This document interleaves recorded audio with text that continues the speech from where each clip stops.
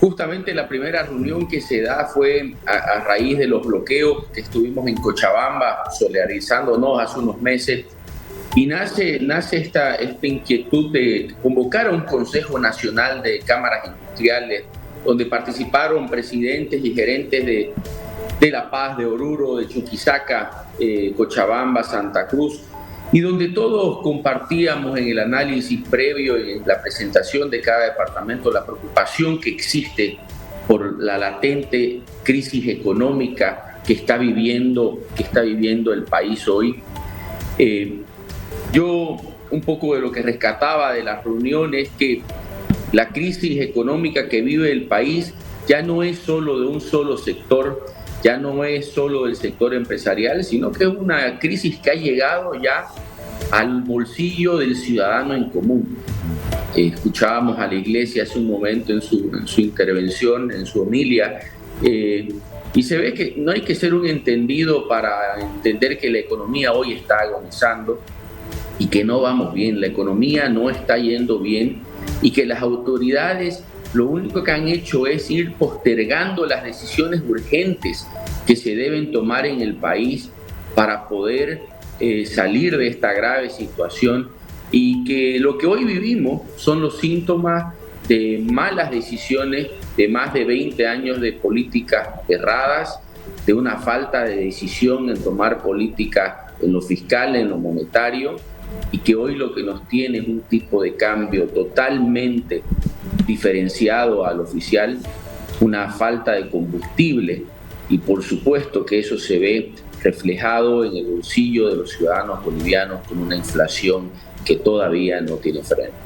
Jean-Pierre, vamos a ir por partes porque vimos el comunicado y comenzamos con el dólar. Jean-Pierre, el dólar se está cotizando en el mercado paralelo ya casi a 12 bolivianos, volvió a subir 1,5 boliviano incluso, y usted mencionaba el tipo de cambio.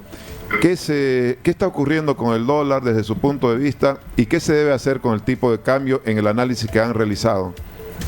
Sí, dentro de las presentaciones que veíamos, que hicimos un estudio el año pasado, ya veíamos que una falta de decisión en la política monetaria del país, es decir, sincerizar el tipo de cambio, dando todas las condiciones que se requieren, sumando a la banca, sumando a los distintos actores para poder hacer una transición ordenada, para poder mover el tipo de cambio según la realidad.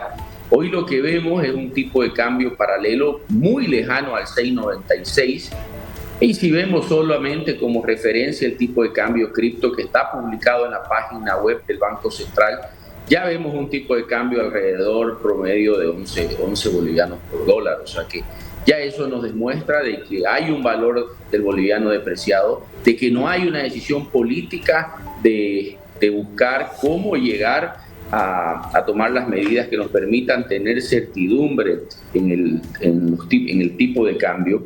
Y por supuesto que en estos últimos días hemos visto una mayor demanda por el dólar, y esto se debe principalmente a factores económicos que venimos arrastrando. Tenemos en este mes menos de 100 millones de dólares que le han ingresado al país por remesas de ciudadanos que viven en el exterior y que envían sus dineros al país y que no han entrado. Tenemos en el acumulado más de 1.500 millones de dólares en exportaciones que han ido cayendo, y mientras sigan cayendo las exportaciones, mientras sigamos pensando en que el país debe bloquearse a las exportaciones, debe cerrarse más, no va a haber dólares. El único camino para que consigamos dólares pues a través de mayores exportaciones, o lamentablemente vamos a tener que terminar en un rescate financiero, porque así no vamos a poder tener dólares. Sí, cuando usted dice sinceramiento del tipo de cambio, quiere decir que ya debería haber un solo tipo de cambio, pero en el nivel que está ahora, Jean-Pierre. Sí, lo que hay que ver es el mejor mecanismo, que hay que discutirlo con los expertos, pero hay que ser sinceros con la población. Ya el tipo de cambio no es 6.96. El valor cripto está a 10.90 según la página del Banco Central. Entonces lo que necesitamos hacer es darle certidumbre al país, poder de una vez por todas aceptar la realidad económica, dejar de seguir negando todos estos informes internacionales que salen, que muestran las debilidades que tiene el modelo económico que ya cumplió su ciclo y empezar a trabajar en cómo salir de esto. Y uno de ellos, uno de los problemas es el tipo de cambio, porque lo que hace es que si las calificadoras internacionales, por ejemplo, muestran todos los factores por el cuales Bolivia se convierte en un país de riesgo de inversión, siendo el dólar uno de los síntomas, ¿quién va a querer invertir en Bolivia? ¿Quién va a querer poder pensar en hacer mayores inversiones localmente? Entonces, debemos dejar de negar la realidad y poder afrontarla entre todos para salir de este mal momento que la economía está pasando y que la vive el ciudadano de a pie, la vive el empresario y la vivimos todos. Jean-Pierre, el otro tema urgente, el combustible, el diésel sobre todo. Ya ayer decía el ministro de Hidrocarburos que se ha liberalizado la importación y la venta, pero no hay ninguna empresa interesada hasta este momento. ¿Cómo ha visto usted la reglamentación, el sector cómo lo ha visto y qué piensa que hasta ahora no se haya expresado interés para importar y vender? Sí, justamente nosotros fuimos uno de los primeros como Cámara en pedir la liberación, la importación y la comercialización irrestricta del combustible. ¿Y por qué lo hicimos, Yusif? Usted, yo y quienes circulamos en la mañana, vemos las largas colas de las personas, del transporte público, de los camiones. Lo hicimos primero como una medida de desesperación para poder darle solución a algo que el Estado no había tenido la capacidad de solucionar, que es proveer bajo su responsabilidad el combustible en el país. Por más de 2 décadas, el Estado ha sido el único que ha tenido la responsabilidad de manejar la bonanza de los hidrocarburos y hoy día, por supuesto, no ha sabido manejar la crisis en los hidrocarburos. Entonces, lo que debió ser normal, como funciona en cualquier otro país, donde el sector público y el sector privado pueden de manera normal y en una competencia sana poder traer e importar combustible, como pasa en otro lado. En Bolivia no se daba, en Bolivia había un monopolio por parte de YPFB, hoy día no ha tenido la capacidad de hacerlo. Pedimos la liberación, ha salido un decreto, salieron las reglamentaciones el viernes, con muchas dudas, las cuales salieron el viernes al final de la tarde, las cuales vamos a pedir la aclaración a la ANH. Una de las cosas, por ejemplo, es que el surtidor que venda subsidiado no puede vender el combustible, el privado, o el tema de cómo se llegó al precio, cómo se va a determinar el precio. Y ahí hay un tema, nosotros estamos entrando ante una desesperación para poder lograr tener el combustible o el diésel para la siembra de verano. Estamos en una ventana muy corta. En 30 días se tiene que hacer lo que no se ha hecho en los últimos 60, que es sembrar para terminar la cosecha de invierno y empezar a sembrar en verano. No hay diésel. Por eso entramos con la urgencia que hemos entrado cuando se debió hacer un paso mucho más ordenado para este tema de la importación. Y cuando dicen que desde el viernes no hay nadie, porque por supuesto que la reglamentación todavía falta muchas aclaraciones, y es como usted quiera construir su casa, pensar en la logística, y que el día de ayer yo le diga ya la puede construir su casa, y hoy día ya lo tenga la casa construida. ¿Cuáles son las mayores dudas, Jean-Pierre? Usted mencionaba lo de los surtidores que no pueden vender los 2 tipos de combustible, es una primera duda. ¿Hay alguna otra puntual? La otra es, hay un precio referencial que se ha colocado, no se ha publicado la resolución ministerial en la cual hacen mención de cómo han llegado a ese precio referencial, que por supuesto es importante. Estamos hablando de que el precio referencial que le han puesto en la resolución ronda alrededor del $1.20. Si nosotros lo calculamos al dólar que hablábamos hace un momento de 12 bolivianos por dólar, vamos a estar por encima de 15 bolivianos. No todos van a poder acceder. Si bien es una alternativa para que quienes puedan comprarlo a 15 bolivianos, para quienes puedan conseguir los dólares que son escasos en el país, lo puedan hacer. Pero no hay que olvidarse que la responsabilidad es del Estado. Ahí hay quienes han dicho que es posible que el Estado va a querer cargar al sector privado cualquier responsabilidad de que falte combustible. El Estado ayer ha dicho el ministro de Hidrocarburos o alguna autoridad que el presupuesto contempla el subsidio y la compra de combustibles, que son por lo menos 68 o 60 millones de dólares semanales, me parecen. Está en el próximo presupuesto, al menos. Pero hay quienes dicen, cuidado, que el Estado quiera cargarle a los privados cualquier próximo problema de falta de combustibles. Bueno, el sector privado está acostumbrado a que siempre ha sido el blanco fácil para asignar la irresponsabilidad del Estado. Cuando el Estado falla, busca culpables y siempre encuentra en el sector privado a quién señalar. El sector privado le va a poner el hombro como siempre, va a tratar de conseguir el diésel que necesita para importar, para poder producir. Se necesitan 100 millones de litros para esta campaña de verano.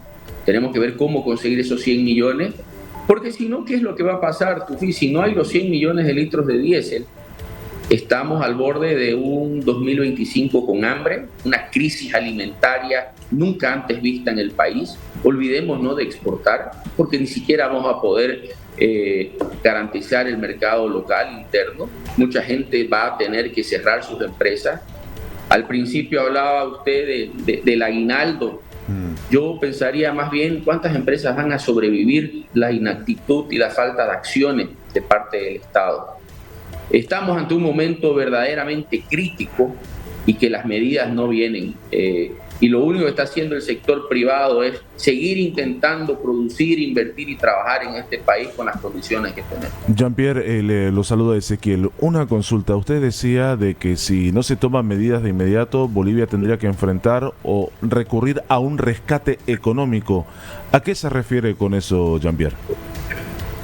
Así es, Ezequiel. Si en 2 semanas no hay diésel, porque lo necesitábamos para ayer, se caen las exportaciones de soya, que son el segundo producto más exportado del país, el segundo producto que genera las divisas que hoy le permite al país por lo menos estar estabilizado.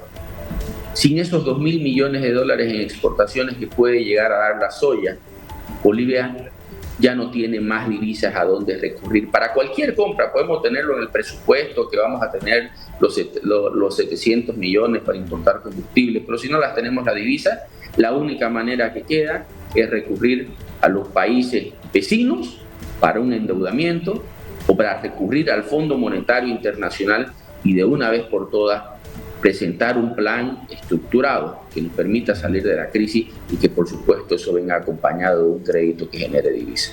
¿Usted cree que ya es necesario ese rescate económico, Jean-Pierre, recurrir al Fondo Monetario Internacional o a, no sé si algún gobierno vecino lo irá a prestar? ¿Pero el Fondo Monetario confiaría en la situación en que se encuentra Bolivia?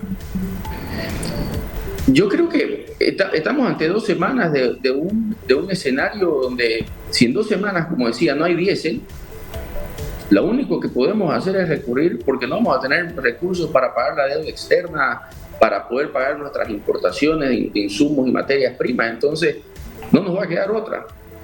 El país entra en un default y tiene que recurrir, y el Fondo Monetario, por supuesto, va a poner sus condiciones, y una de ellas va a ser hablar del déficit fiscal, la segunda va a ser hablar de tipos de cambio y, por supuesto, de qué más debe tomar como medidas el gobierno para afrontar una deuda de manera responsable, sin gastos excesivos y que le permita tener a la población cierta estabilidad. Parece ser que el gobierno se resiste a recurrir al Fondo Monetario porque va a derivar en pedidos de medidas de ajuste que no le agradan al gobierno. En ese sentido, ¿qué otras alternativas, Jean-Pierre, pudiera tener el gobierno de búsqueda de rescate económico? Yo en ese punto soy bastante pesimista. Creo que si ya lo que está en nuestras manos, que es sembrar, que es producir, que es conseguir el diésel, que eso está en nuestras manos de hacerlo, no lo hacemos, lamentablemente no tenemos más salidas que buscar los recursos del Fondo Monetario. Los aguinaldos usted mencionaba, es lo inmediato de las empresas. Hemos hablado con algunos microempresarios, sobre todo, y están muy preocupados porque piensan ante todo negociar inclusive algún tipo de pago en cuotas. Me imagino que los afiliados de la CAINCO también están con este problema. Por supuesto, el flujo de muchas empresas está bastante ajustado. Lamentablemente la ley y la norma no permite negociar, no permite pasarlo para más adelante, no contempla estas crisis económicas y obviamente la obligación de la norma está en el pago. Las empresas tienen que buscar cómo pagarlo, porque si no van a tener que cerrar. Las ventas y el consumo se ha disminuido, el ingreso de cada persona ya ha disminuido casi un 10%, por eso vemos menor consumo en el país. Los bloqueos y poner la política sobre la gestión económica le ha hecho tanto daño al país, ya no se puede aguantar. La gente, la desesperación de la gente, de las empresas, no está siendo tratada con la misma agilidad y responsabilidad por quienes están hoy llamados a tomar medidas para salir de esta crisis. Jean-Pierre, el empresariado se ha reunido en varias ocasiones con el gobierno y muchas de las cosas que ustedes han manifestado en la reunión de las cámaras de industria ya se lo habían manifestado al gobierno. ¿Por qué el gobierno no escuchó o no aplicó las recomendaciones que le hizo el empresariado privado? ¿Cuál cree que es la intención o fue la traba para hacerlo? Principalmente, para resumirlo, yo creo que la política, y lo he dicho en el pasado, se comió la gestión. Hoy día están en una pugna política donde lo económico para los políticos pasó a un segundo plano. Y ese es el resultado de lo que vivimos hoy. El no haber liberado la importación para comercialización el año pasado, el no haber discutido el tipo de cambio en un momento, en un contexto distinto que lo presentamos el año pasado, el aumentar las exportaciones, no hubiéramos estado acá. El no haber escuchado las recomendaciones del sector privado, que lo venimos haciendo, no solo en los últimos 3 años, pero en los últimos 20 años, es el resultado de lo que hoy tenemos como país. Sí, Jean-Pierre, no quisiera dejar pasar un puntito del combustible. Se ha pedido también que se libere de impuestos a la importación de combustibles porque se agrava el IVA, se agravan otros impuestos. ¿Qué piensa al respecto? Lo que pasa es que,